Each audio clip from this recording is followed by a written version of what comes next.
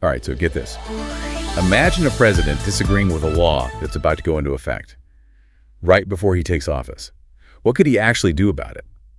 That's the situation brewing right now with President-elect Trump and the TikTok ban. We've got excerpts from a Forbes article laying out the legal landscape and potential strategies, and some surprising consequences. Whether you're glued to TikTok or just fascinated by how power plays out, this deep dive is going to give you the insights to understand what's really at stake here. Yeah, the timing of it all is really fascinating. We've got this law set to take effect January 19th, 2025, just one day before Trump is set to take office. Talk about a last-minute scramble. It really is. It's like someone lit a fuse right before the changing of the guard. And the law itself is pretty straightforward, unless ByteDance, TikTok's parent company in China, sells it off. No more TikTok on U.S. app stores, no downloads, no updates, the whole 9 yards. And this is where things get really interesting. The law was put in place because of national security concerns, particularly around the potential for the Chinese government to access U.S. user data. You'd think this would be right up Trump's alley. But he's actually been a vocal supporter of TikTok. Yeah, it's been all over Truth Social. Him questioning why he'd get rid of it. So what gives the pot? Is he just stirring the pot? Or is there like a method to this seeming madness? Well, Trump's lawyers are currently in court trying to get the ban delayed until after he takes office. It seems like he wants to be the one calling the shots on this, not be stuck with the decision that was made by the outgoing administration. Makes sense. He's about to be the most powerful person in the world. Why wouldn't he want to have control over this situation? But let's say the court doesn't budge, and the ban goes ahead as planned. What are his options then? He can't just snap his fingers and make a law disappear, right? Right, he can't just ignore it. But he does have some room to maneuver. One option the Forbes article highlights is this 90-day pause built into the law. So if TikTok can demonstrate they're actively separating from ByteDance, the president can hit pause for 90 days. So it's a temporary reprieve, not a get-out-of-jail-free card. But even proving they're separating sounds tricky. How do you untangle a global tech giant like that in just a few weeks? Yeah, that's the challenge. It would need to be more than just talk. Concrete actions and evidence. And even then, as the article points out, this 90-day pause could easily be challenged in court by those who support the ban. So what else is on the table? The article mentions some other, shall we say, more creative approaches. Right. There's this idea of Trump simply declaring TikTok compliant. Regardless of whether they've actually separated from ByteDance, it's a bold move. Yeah. But it likely wouldn't hold up legally. Yeah, it feels like a power play, a way to assert his authority.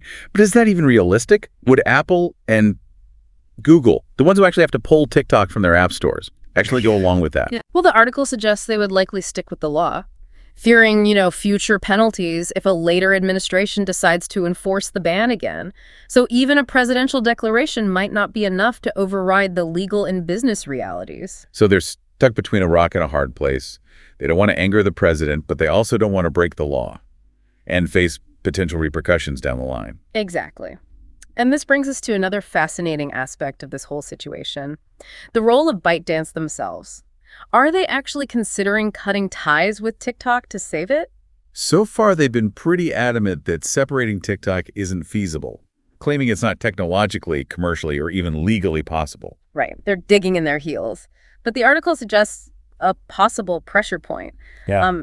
China might be persuaded to let ByteDance sell TikTok if it means that Trump eases up on some of the tariffs he's imposed on Chinese goods. Wait, so a TikTok ban could actually become a bargaining chip in a much larger trade war. It's not just about an app anymore. It's about international relations and global economics. This is where things get really complex. It highlights how interwoven everything is. Tech politics, the global economy, it's all connected. And we haven't even touched upon what a ban would actually mean for the millions of TikTok users and creators in the U.S. All right, well, let's unpack that. We've got to cover what a ban would look like for the everyday TikToker. Would it just vanish from everyone's phones overnight? So if the ban hammer does fall, what happens to all those dance challenges and viral trends? Does TikTok just disappear in a puff of digital smoke? Well, it wouldn't be an instant shutdown, People could still use the app. It wouldn't vanish from phones. But here's the catch. No more downloads or updates from U.S. app stores. Eventually, it'd become obsolete, like a phone with a dying battery and no charger. So a gradual fade to black. What about all that user data? That was a big part of the concern that led to the ban in the first place, right? Exactly, and it gets even more complicated. Right now, Oracle handles TikTok's U.S. user data, but if the ban kicks in, they'd have to stop. The article suggests TikTok might then move that data possibly to China. Hold on. So the very thing the ban is trying to prevent Chinese access to U.S. user data might actually become more likely if the ban happens. That's a real head-scratcher. It really highlights those unintended consequences, you know? It's not as simple as saying, ban the app, problem solved. The digital world doesn't always play by those rules. And what about the creators, the folks who've built their careers on TikTok? What happens to their income, their audience, their whole livelihood if the platform goes dark? That's another huge question mark. The article doesn't delve too deep into it, but it's worth thinking about, you know? The ban could have a ripple effect on the entire creator economy built around TikTok, from brand deals to merchandise sales, even things like TikTok Shop, and how creators get paid. This one ban could end up impacting a whole ecosystem of businesses and individuals. It's a reminder that we're not just talking about an app here, we're talking about people's lives and livelihoods. Right. It's important to keep that human element in mind. And it brings up another point. If TikTok is forced to divest, who are the likely buyers? This is where things get really interesting from a market perspective. Okay, let's put on our speculative hats here. Who could step in and potentially reshape the entire social media landscape? Well, the Forbes article doesn't name names, but it's fun to consider the possibilities. You've got the usual suspects, Microsoft, maybe Google taking another stab at it. Even a dark horse like Amazon could see this as a chance to capture that younger, engaged audience that TikTok has. Can you imagine Influencer Prime Day becoming a thing? Bezos buys TikTok, and suddenly we're all getting 2-day shipping on dance tutorials and viral snack recipes. That's a funny thought. But on a serious note, the implications of a new owner are huge. Would TikTok lose its edge if it was absorbed into a giant tech company? Would it just become another cog in a much larger machine? It all comes down to how much autonomy the new owner gives TikTok to operate. Too much integration, and it might lose that unique, scrappy vibe that made it so popular. But too much independence, and are those initial security concerns back on the table? It's a tough balance to strike. And that's what makes this situation so fascinating to observe. It's like a high-stakes poker game, everyone trying to anticipate the next move, weighing risks and rewards. And the stakes aren't just financial. We're talking about the future of a platform, the livelihoods of creators, and the digital habits of millions of users.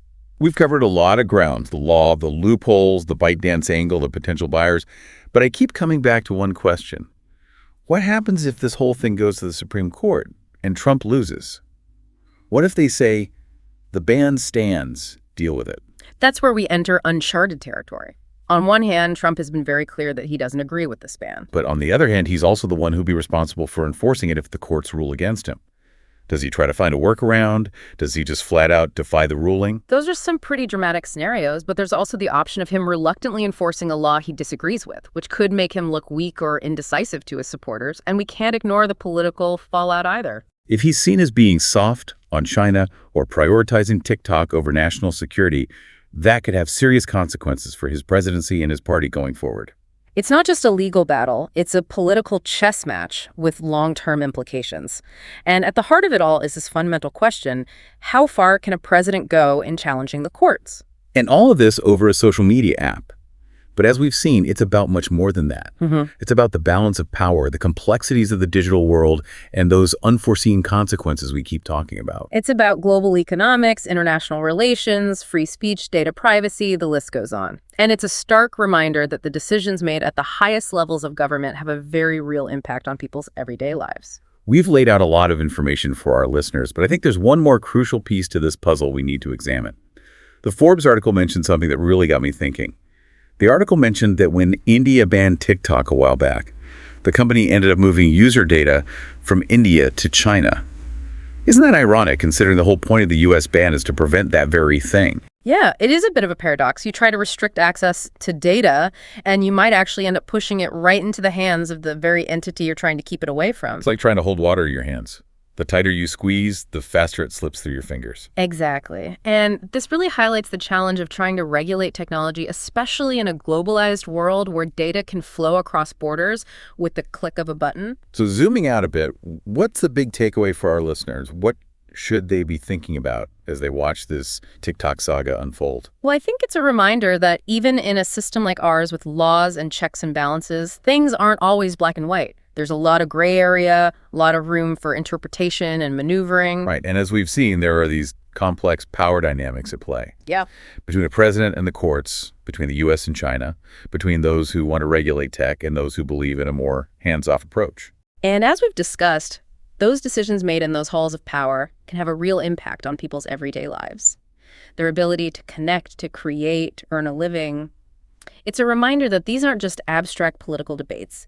They have real-world consequences. Like that butterfly effect, right? Yeah. One seemingly small action can set off a chain reaction that ripples out in ways we can't even predict. And that's why it's so important to stay informed, to be critical of the information we're consuming, and to engage in thoughtful discussions about these complex issues. Because this isn't just about TikTok.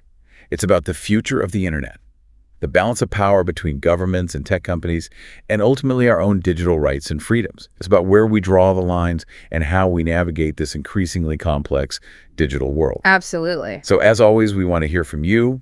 What stood out to you this deep dive? What questions are you still wrestling with? What are your thoughts on the future of TikTok? Share your thoughts on social media, drop us an email, or start a conversation with someone you know. Because these are the conversations we need to be having. It's exactly. Thanks for joining us on this deep dive into the TikTok ban and the power plays surrounding it. Until next time, stay curious, stay informed, and stay engaged.